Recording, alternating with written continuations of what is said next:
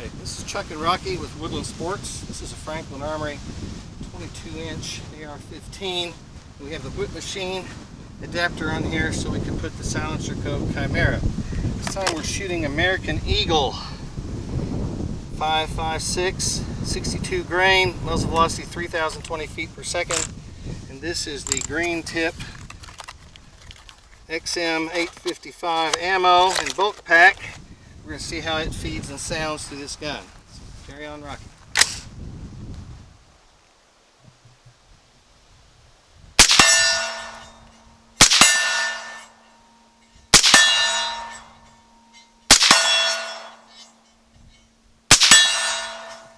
Sounded real good, bolt locked back.